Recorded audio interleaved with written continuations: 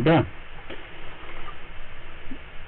Dans cette vidéo, je vais introduire quelques concepts importants pour faire une première approche de la cinématique dans l'espace, approche numérique un peu plus donc quantitative que qualitative, comme cela peut être fait précédemment.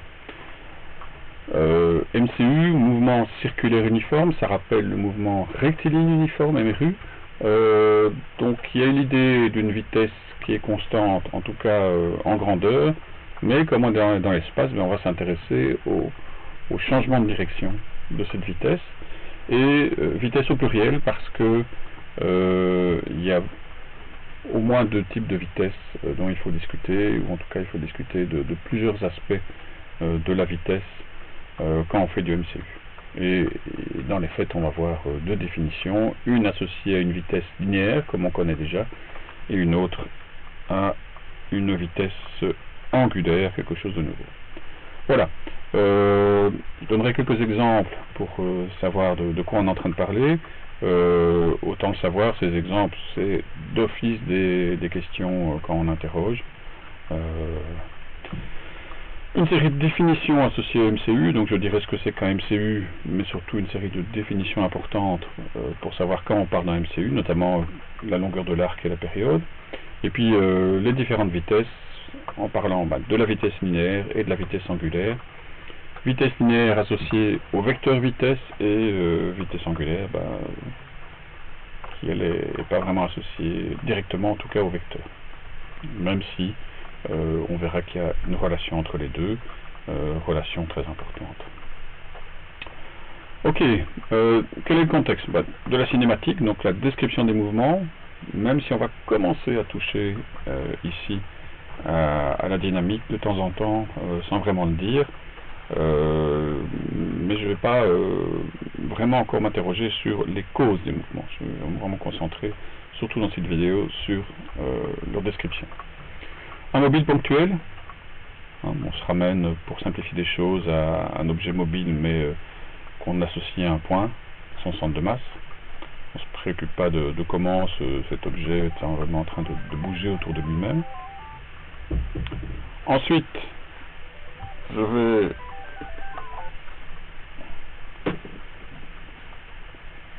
parler du fait qu'il est en rotation régulière, cet objet.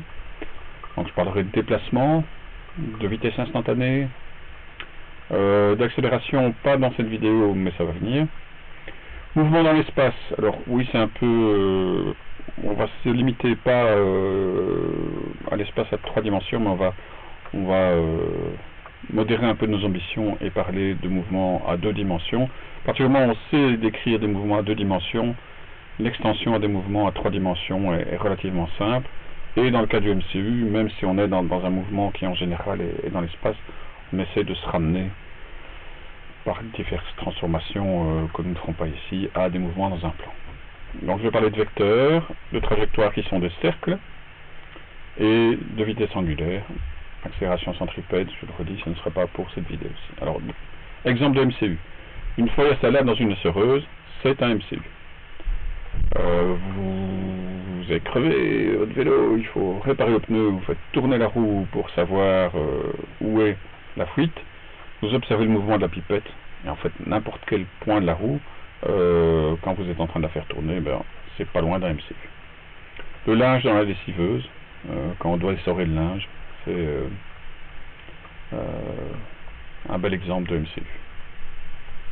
La pierre dans la fronde, la vieille Goliath, juste avant que je lance la pierre, on en reparlera aussi. La voiture dans un tournant, l'enfant en train de tourner sur un carrousel dans sa voiture de pompier préférée ou sur son petit cheval préféré, qu'importe le type de carrousel, c'est en gros un MCU, quand c'est en train de tourner bien régulièrement, bien tranquillement. En bonne approximation, une planète en orbite autour du Soleil est aussi un MCU. Alors je sais que les lois de Kepler disent que les orbites sont elliptiques, c'est vrai, mais c'est très peu elliptique. Et on peut, en bonne approximation, traiter, en tout cas pour les planètes, pas nécessairement pour les astéroïdes, dire que le mouvement est un mouvement circulaire uniforme. Et en général, tout ce qui est satellite, naturel ou artificiel, donc les lunes, notre lune, Phobos, Deimos pour Mars, Titan pour Saturne, c'est le petit point bleu, là, je pense qu'il est derrière moi. C'est une photo de Saturne qui me sert de fond d'écran, avec la petite ligne bleue, vous voyez là juste derrière moi, au niveau de mon nez, c'est les anneaux, et une des lunes de Saturne qui est juste dans le plan. Et je pense que c'est Titan, je suis pas sûr, mais voilà. Bon, Saturne ou Jupiter, hein, pas loin de 70 lunes en orbite autour de Jupiter, donc ça donne de la matière à plein de questions intéressantes pour tester le savoir. Donc dès que j'ai un satellite au sens large en orbite autour d'un astre, je peux souvent assimiler ce mouvement d'un MCU, en tout cas en première approximation, on fait des moyennes éventuellement, pour se simplifier la vie. Bon voilà, j'ai un objet de masse M, un mobile grand M, il est en mouvement circulaire uniforme, je le répète, autour d'un centre C.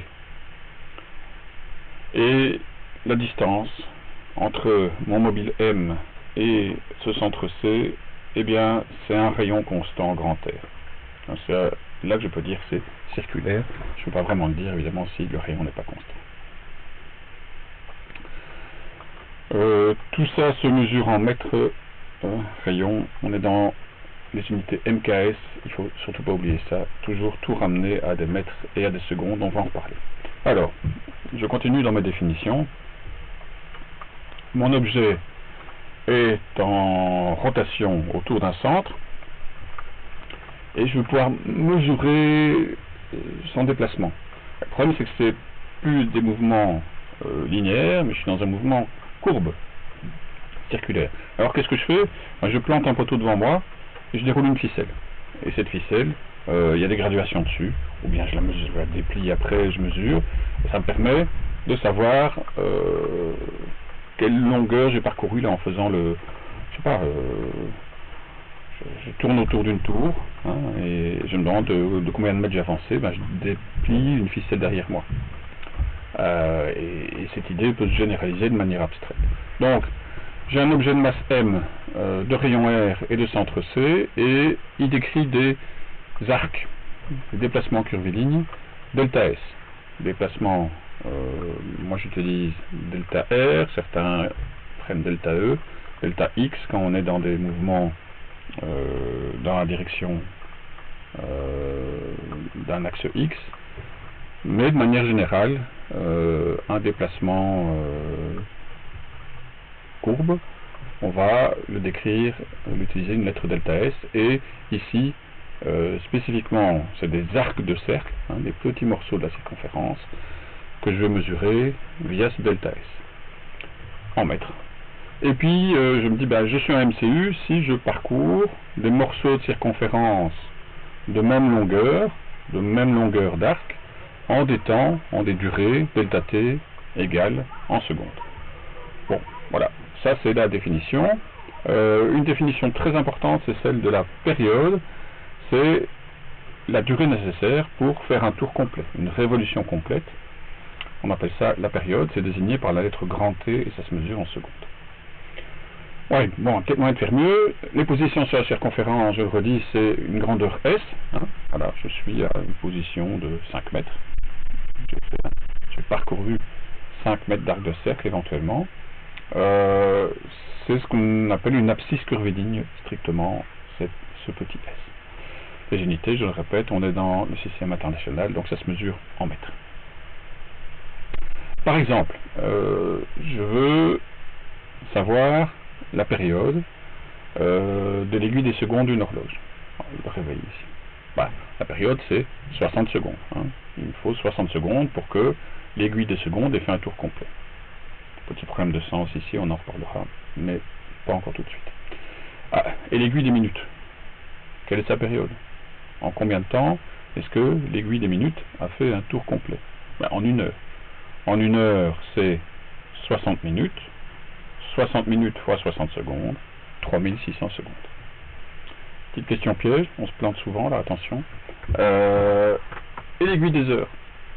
Alors, on réfléchit, on se dit, ouais, une journée c'est 24 heures, multiplié par 24. Non, attention, un tour complet c'est fait en 12 heures. Donc 12 fois 3600, 43 200 secondes. 86 400 secondes dans une journée, ça c'est vrai, dans 24 heures, mais ici, l'aiguille des heures, elle fait un tour en 12 heures et pas en 24. Ensuite, commençons à parler des vitesses. La vitesse V, ben, ça va être la longueur de l'arc que je vais parcourir par seconde, par unité de temps. Donc ça va être delta S sur delta T. Hein. Je regarde, je parcours un arc delta S en une durée delta T. Je divise cette longueur. Il faut imaginer que j'ai un arc et que je la déplie et puis que je viens mettre un mètre pour mesurer la longueur. Cette longueur delta S par delta T, par le temps nécessaire pour la parcourir, et j'ai une vitesse. Ah bon, ça c'est expérimental, mais c'est pas très pratique. J'aimerais bien avoir une expression analytique, une formule qui me permette de calculer cette vitesse que je pourrais voir à un compteur. Hein. Imaginez que je suis en train de faire un tour en voiture sur un circuit circulaire, et j'ai une vitesse compteur, ben c'est ce petit v que je vois là. Comment est-ce que je peux prévoir ce petit v?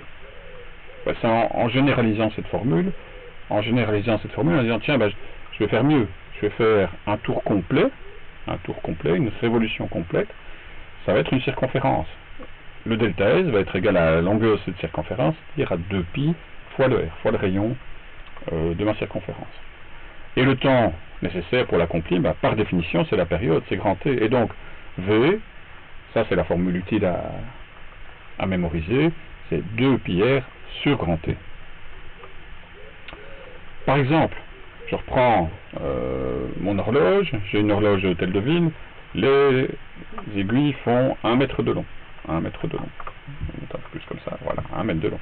Et l'aiguille est en train de balayer la circonférence de l'horloge, et je regarde la pointe de cette aiguille.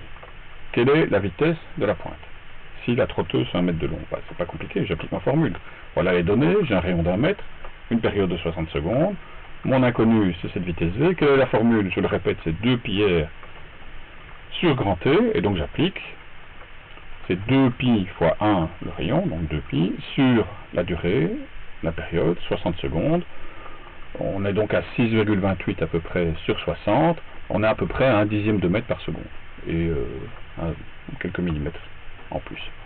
Voilà, donc 0,1 mètre par seconde. Ces calculs sont évidemment extensibles à l'aiguille des minutes ou des heures, je vous encourage à les faire. Bon, maintenant je vais m'intéresser au vecteur vitesse. Vecteur vitesse, quelles sont les caractéristiques générales des vecteurs que je dois connaître pour définir, pour déterminer ce vecteur? On le sait, c'est la direction, le sens, la grandeur et le point d'application. Donc, vecteur vitesse V, c'est un vecteur vitesse instantané.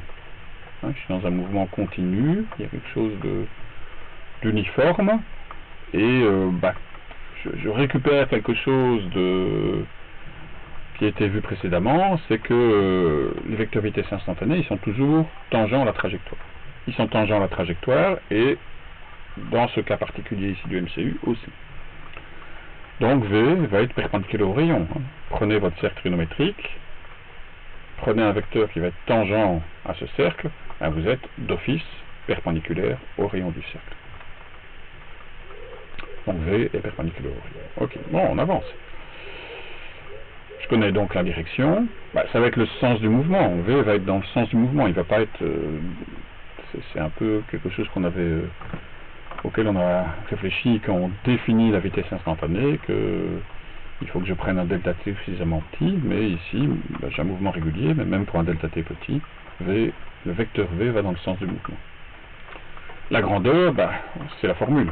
Le point d'application, c'est le centre de masse. Donc reprenons ça. Direction, V est perpendiculaire au rayon.